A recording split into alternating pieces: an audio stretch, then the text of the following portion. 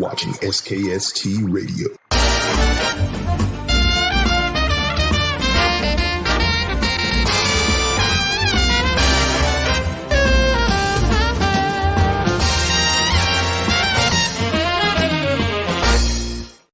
Well.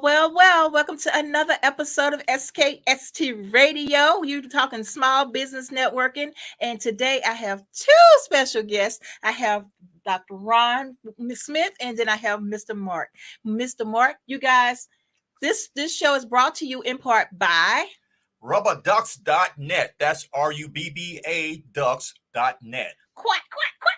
All right, Mark, welcome to the show. Thank you, Cammie. Thanks for having me. I'm honored to be here with you. Well, thank you. Okay, so I met you a couple of months ago, and you were like the sweetest guy. I mean, you openly gave advice and you helped SKST out a whole lot. So I personally want to say thank you for all that you do and just free advice that you just give that probably people would pay for. And so I do want to say that from the bottom of my heart. I appreciate you so much. But tell people who you are and how you got started. Well, thank you. That's very kind of you. My name is Mark Maynor, and I have an audio production business, recording studio, and I have been doing audio production for about 25 years now.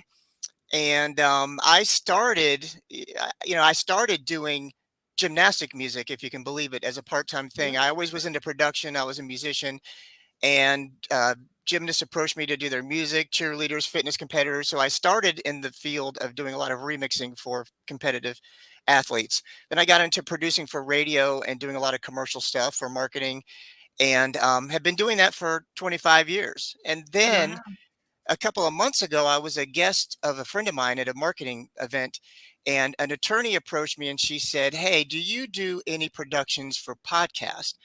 And I said, "Well, I have done stuff for friends, some cool radio style stuff they wanted." And she said, "You've got to meet a guy named Chris Comitros." And so she set up a meeting, and he asked me to do a presentation for them. And he said, "This is the future of podcasting. What you're doing, you got to get involved." And the next thing I know, I'm at PodFest presenting how to audio brand your podcast and how to get production elements to work for you. And so I've really, the past 2 years, have got real involved with helping podcasters kind of spice their show up, give them some ear candy. Nice. Yeah. Well, I love you already, so Well, I love you too. And I had a blast meeting you and talking with you. yes. So Mark, tell people, give them some tips on what they can do to make their podcast a little bit better. Well, when I present, I talk about audio branding, and usually what I do is I start out by playing just some snippets of audio, and people get excited and they go, "Oh, that's the McDonald's commercial. Oh, that's the iPhone ringtone. And, or that's the sound, Microsoft Windows sound when my computer boots up." And I let them know the power of that and how meaningful that is when you can have a sound, an audio sound, and people relate that to something, to a product or to a Absolutely. show.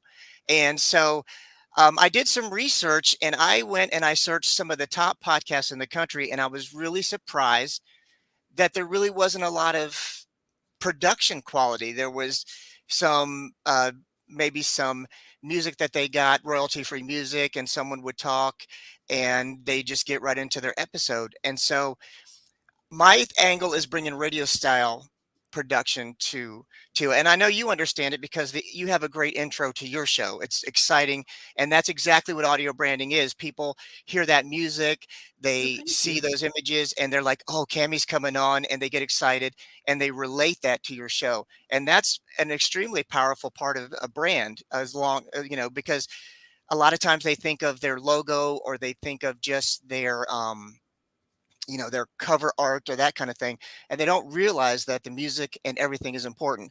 So tips would be, it needs to be consistent. The intro, the Absolutely. outro, I think they should be consistent. It should be something that's pre-recorded, something that's pre-produced that they would play. Um, Another thing is, when it comes to music, is it should be more dramatic. It should be something that fits the sound effects, that fits the voiceovers of the intro, as opposed Mhm. to just straight music. And it should really fit the theme of the show. I'm amazed at how many shows have music and it doesn't really fit the theme. It's either a very draggy, slow music, and the show is upbeat, or the opposite. Mhm. Another thing I kind of think, especially for people that do podcasts where they have to give their credentials, like if they're giving medical information or um, advice on finances or something like that. Mhm. I think that the voiceover, it shouldn't be their voice. It should be a different voice that introduces them. Absolutely. I There's a totally lot agree. of power, right? So if like if you were to introduce me to your listeners, that's much more powerful than me introducing myself, because that Yeah. can be braggadocious, or they can much of themselves. Shameless plug. So there's a lot of power in that. So I really think it should be produced, and I think people miss out on that. I think they should look at their intros, their outros. I also provide for my customers. I provide what I call bumpers, and those are for transitions, for segues. So, like if they're going from a opening monologue to an interview or something like that, then it's a cool produced piece that can kind of segue them into that. And again, that all comes from my radio, working with radio, and that style of production. Right. So, like, Ron just started his show, and we've been working with being consistent. That's the number one thing. But, Ron, what are your challenges with your show as far as your intros and things like that? Well, my only challenge is I want to do something different. And uh, instead of having guests on my show, I really want to do the show myself to, I guess, present myself as a resident expert, not experts with credentials, the everyday guy type of expert, the guy that you would meet at the barbershop or on the street, or the guy that you meet at the basketball game, just to start off a conversation. So my show is really leading towards let's having a conversation. And Right. Yeah. So, I'm wondering if we could get Ron's intro played, and then you can critique his intro. Sure. Be happy Can we to. do that, T Nice?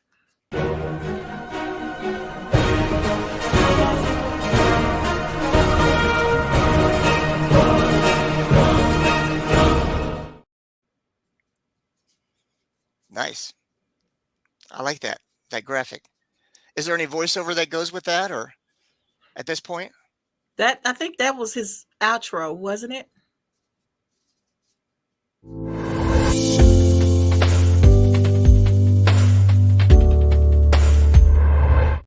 Okay, that was his intro. Yeah, I like that. See, that's nice. And it's different. People that have podcasts that are doing audio only, it's quite different, so they don't have the visual to help them. And so that's nice that the visual goes with that. I mean, the only thing I can think of is maybe you've got the music, the sound effects as maybe a cool voiceover, something that introduces you, you know, okay, something like that. You can also do, for one thing I do with people that really kind of I found that helps is, especially once you get going in your show and you have some film of people that you have conversations with, is weaving in certain parts of that into your intro.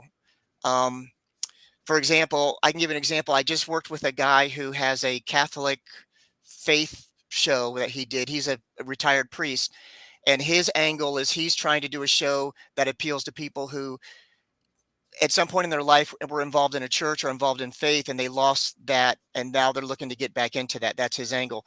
And he came to me with a script, which was the typical welcome to the OMG Catholic Network, I'm so and so, and that was it. And what I said was, this is a very personal, emotional thing for people, so we got testimonials from people and we recorded real small snippets, very heartfelt testimonials, and we kind of weave that in with the intro. So it's not Mhm. just, hi, welcome to the show, we're going to talk about this, which is what everyone does. And those kind of things were really cool. So my idea for you is maybe to get some snippets of conversations with people and kind of show that during that intro, and kind of weave that in there. I think that even if you don't have audio, if you have a voiceover, just you talking to them, showing that, I think would be a nice, eye-catching, interesting thing. excellent. Thank you. You're All welcome. right. So, Mark, what type of clients are you in search of right now? Um, anyone really who needs help with their show. It's interesting to me because the people that approach me the most are people that either do not have a podcast and are looking to start a podcast, or they're just kind of starting their podcast. So that's probably who I'm looking for.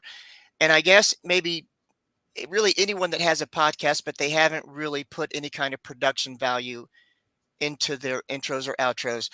My thing is the creativity as well as the production quality of it to really make it creative and to really make it stand out. Um, I, that's really the best way I can describe it. I guess just people that I had an interesting. I speak at some of the podfests, and I had an interesting question from a young lady, and she said, I really like what you're doing. I'm a little concerned that if I'm not doing my intro and I'm not doing my sponsor ads and I'm not doing all that, then it will lose that sort of personal touch that podcast originally started out with. And I understand that. And she said, I don't want to appear like a radio show. And I said, I understand that, and that's an option. That's a choice, you have to make Mhm. for your show.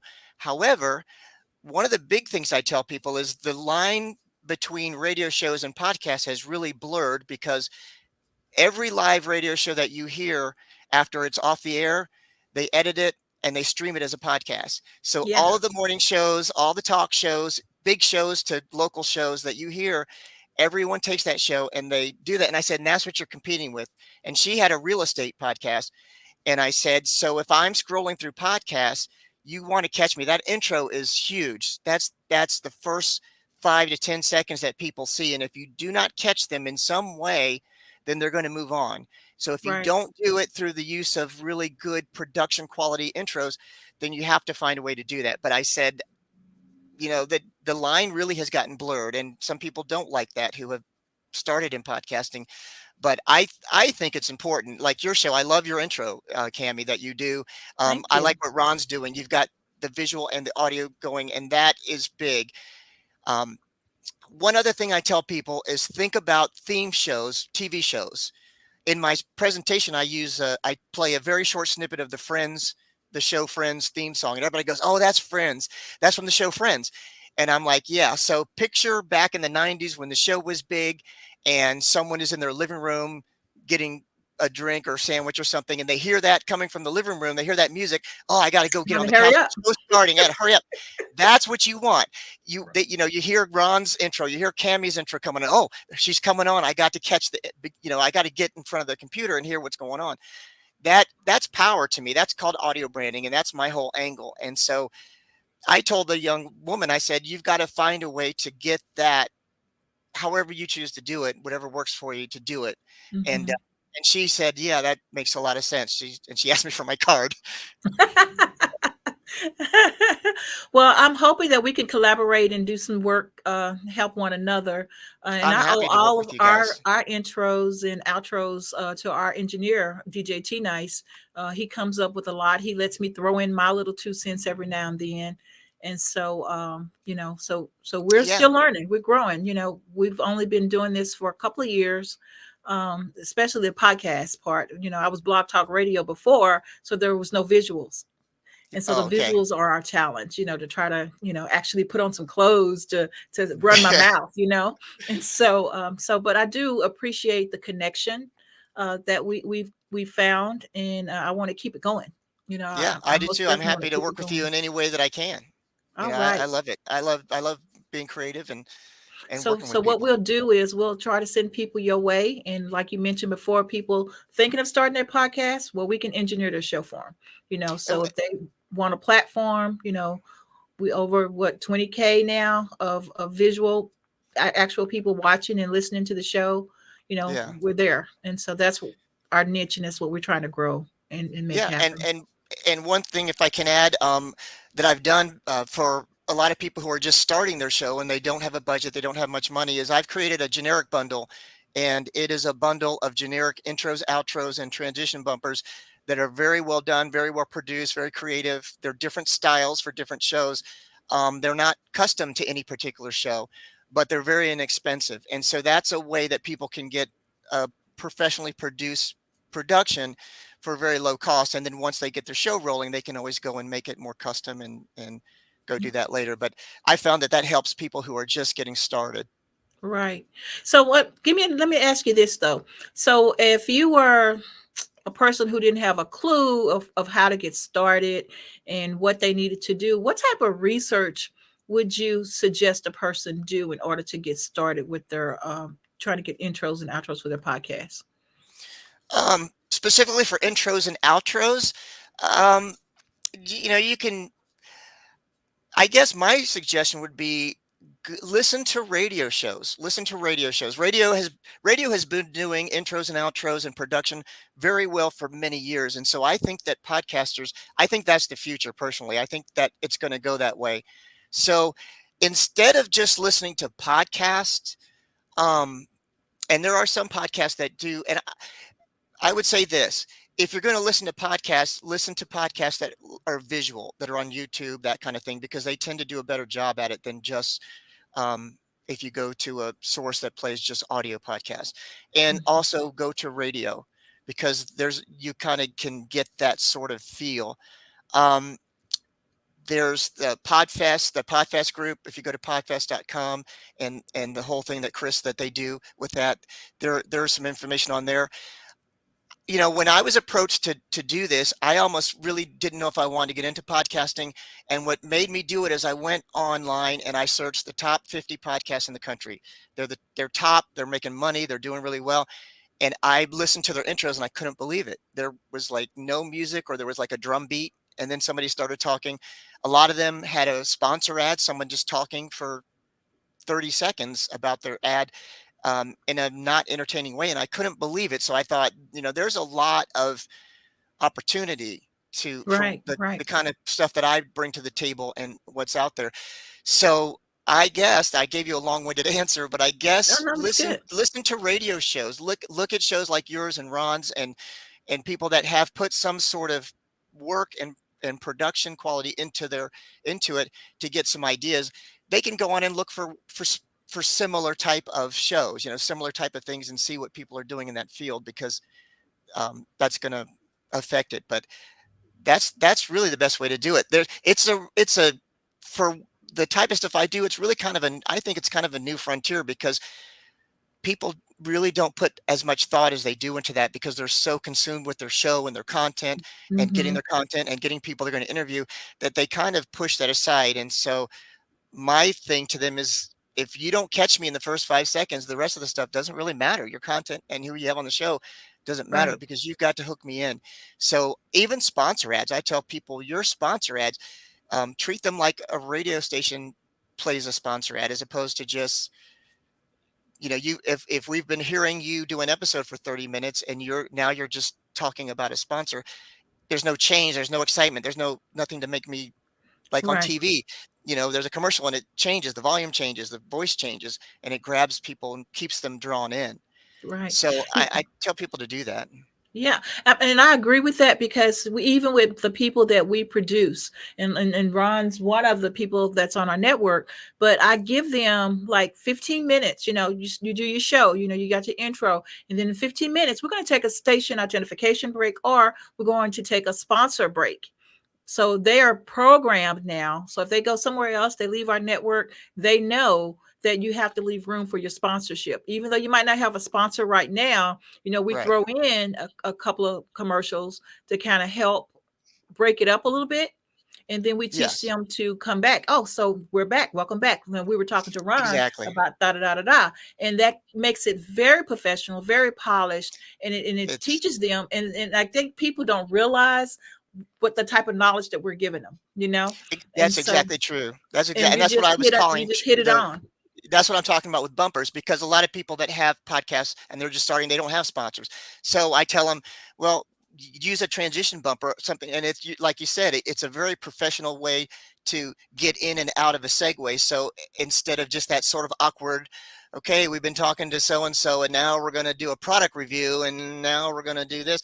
It's kind of a really nice professional way to go from one thing to another, and it's ear I call it ear candy. That's one of the terms I use. I love it. But it draws people in. It keeps people focused, it keeps people paying attention, and they feel like they feel like they're watching or listening to a professional show, as opposed to someone in their bedroom in their underwear and a laptop, and which could possibly be happening. But as long as it sounds like a professional show, and I'm talking obviously if they're not visual, if there's The no audio, camera, yeah.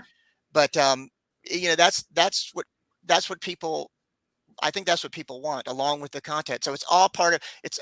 My angle is audio branding, and I try to tell people it's all part of your total brand. It all fits together, and I think it's just something that is the future. It's for people to survive in podcasting. It's getting so competitive. A lot of people are getting into it. It's growing a lot, and so I think that you're almost gonna have to do something like that to survive. Exactly. Exactly.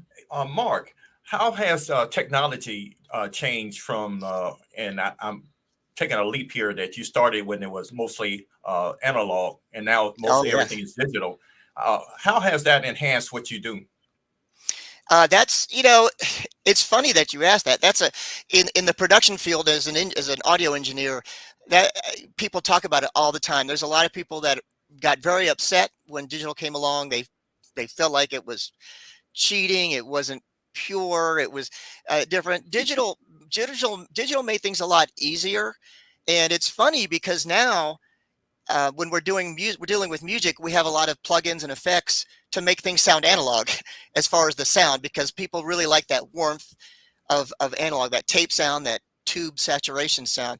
So but you're right, with technology it's helped a great deal because you can do so much more with audio.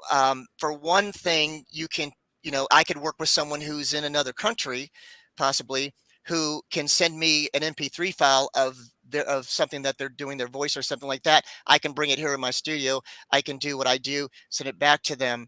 Um, it's a lot different than sending tape back and forth and putting things on tape because you're limited in quality. When you're working with analog, there's a lot of that to consider. The other thing is sound quality. As you know, if you put something on SoundCloud or on YouTube, the requirements are different for what they recommend as far as your volume, as far as your output, and that kind of thing. So that has gotten a little more advanced. With analog, you're trying to make things loud, but not too loud where it's distorted, because if you don't, you get that.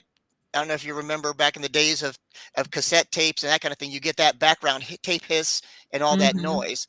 And so they had to have all these Dolby noise reduction units to try to tame that. So digital has made things very clean. Editing is much quicker. Everything is very quick and easier, and you can just do a lot more. You can do a lot more with digital. Wow. Everything in So my studio is digital. I was about to say, tell us a little bit about your studio. Oh, this I'm sitting in the control room. Behind me, there's the lights out, so you can't really see it. There's a piece of glass there, and inside there is what we call a live room. And in there, I have microphones, guitars, drums, and I can have a full band in there. I do some of that kind of work, Mm-hmm. and but I spend most of my time here. Behind me is my console. It's a digital console, and it works with all of the software hand in hand. Everything is automated, so that if I were to move a fader, you would see the fader on the computer screen move, and I could take a mouse and move a fader, and you'd see the fader. They're all motorized; they would move. Automation is very easy now, and what automation is when if you want to automate something like a sound panning from one side to another, a volume going up or down. If you wanted to bring in a certain effect and then take the effect away, you can automate everything digitally, and it will play back. And it's really kind of neat because people love it. You'll see the faders moving up and down, and people are like, oh my gosh, they're moving on their own, and everything is really tied in with computers and digital equipment.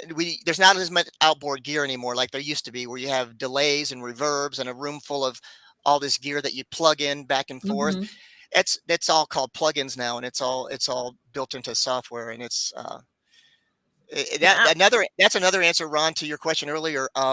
I have I'll give it a real quick example. I have a guitarist who comes in and he brings in his little tiny amp, and he has a microphone he prefers, and he says, I record a certain way on my guitar, and we recorded it, and it didn't sound great, but I didn't tell him that.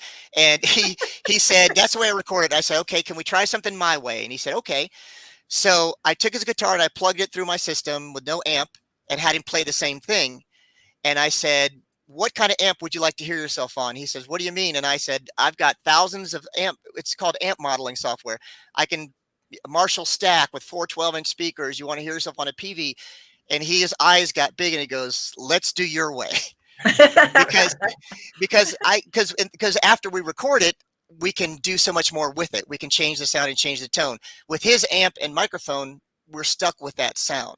Right. So he understood the advantage that we have here with digital in the studio, and that's we do that with microphone. We can model any microphone that in the world, any guitar amp in the world, any drum sound. You know, we can do all that kind of stuff. So it's really pretty amazing, the technology that we have. Yeah, it's very so cool. Mark, how long did it take you to put the studio together, what you have there, from the inception to the manifestation? Well, for me, I think, and as most people that I know and talk to will tell you the same thing, it takes years and years, because I started in a very small space that I was renting. I had very minimal equipment. And of course, as I grew, I would get more equipment, and I moved to a couple other studios. And then the studio I was in before, once I did it, you know, I learned, and I said, man, if I ever get another studio, I'd like to do this way. And I changed this. And about 7 years ago, I moved to where I'm in Newport Richey, Florida now, just outside of Tampa. And I found a building that I was able to renovate, and I did it from scratch. I mean, we soundproofed the walls, we soundproofed everything.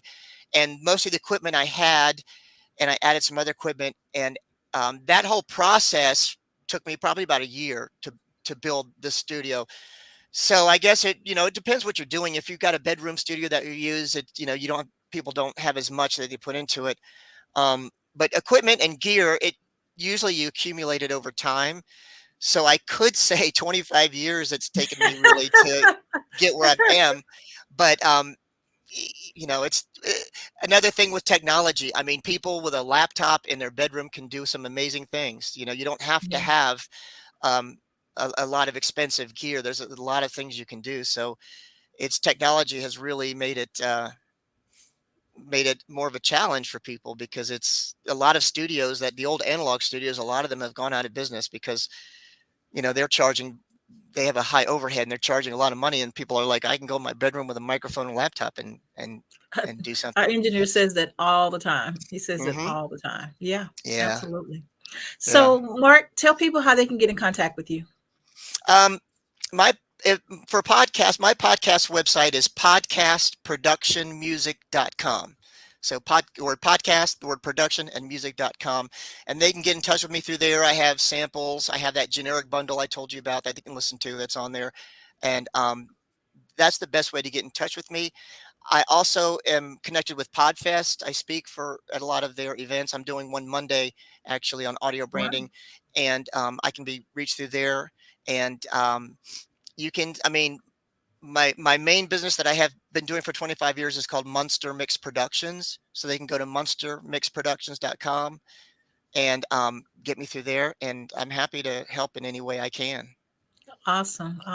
Well, this is not the last time. I want to have you back, of course. Anytime. But our time is up, but we're going to say thank you, Mark. Everybody say goodbye. Until next week. Guys. Thank you, Mark. A pleasure. Thank you. Appreciate it.